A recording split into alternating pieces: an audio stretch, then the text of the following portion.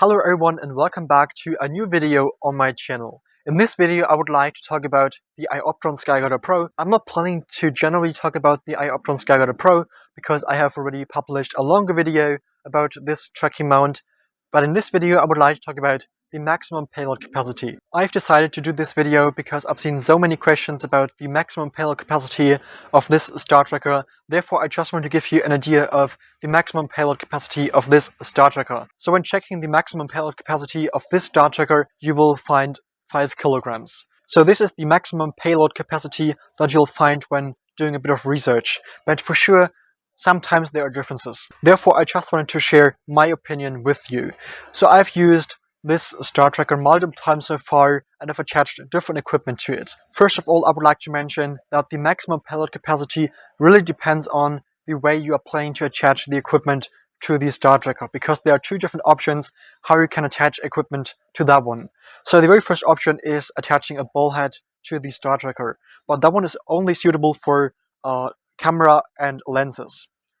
So much said about the very first option. But there is also another option, so like this one, where you can attach a bigger telescope to the star tracker. I think this is the way most of you would like to use the iOptron SkyGuider Pro when searching for the maximum payload capacity. So I've used different equipment on that one, and first of all it's important to mention that it really depends on the tripod. So over the last few weeks I've used different tripods in combination with this star tracker, and there's definitely a difference. So when using the original tripod for the iOptron SkyGuider Pro, you can use heavier equipment. So when using the original tripod for the iOptron SkyGuider Pro, it has more stability. But when using other ones, it might be challenging, especially if it's windy. So if it's windy, it might be challenging to achieve round stars in the end. But when using a good tripod, you can attach a telescope to the iOptron SkyGuider Pro, definitely.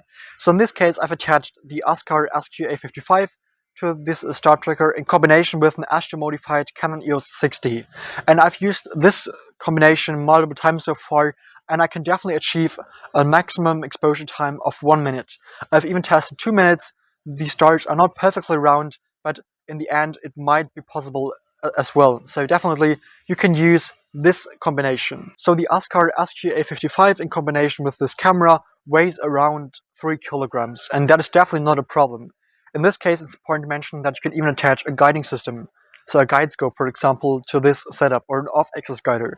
For sure, then it will become even heavier, which might be challenging, but on the other side, it will help you to achieve longer exposure times. So definitely you can use an astrophotography setup with around 3 kilograms on that astrophotography setup, so on the iOptron SkyGuider Pro. In my opinion, you can even use a bigger telescope, but then the conditions need to be perfect. So definitely keep that in mind, because that is definitely important to mention. Another aspect is the focal length, because when using a very high focal length, it might be very challenging to achieve round stars in the end, because wind might be a problem and, generally speaking, the tracking. So much said about that one. So in this case, this telescope has a focal length of 264 millimeters, which is in this case definitely suitable for the iOptron SkyGuider Pro, so you can definitely capture amazing images with this combination. If your polar alignment process is perfect, and if the conditions are perfect, so no wind, you can even use a bigger telescope on that one.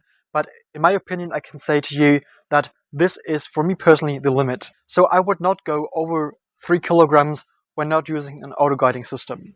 So I can say that this works perfectly. If you have any further questions about the maximum payload capacity, definitely feel free to ask me down below in the comments.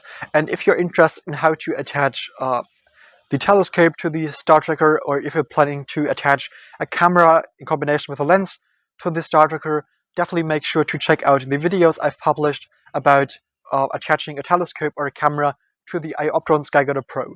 I've even uploaded a video about the iOptron SkyGuider Pro, so a review. So if you're interested in that, definitely make sure to check out the video. So I will link the video right here. If this video was interesting and helpful to you, I would really appreciate a like and a subscription.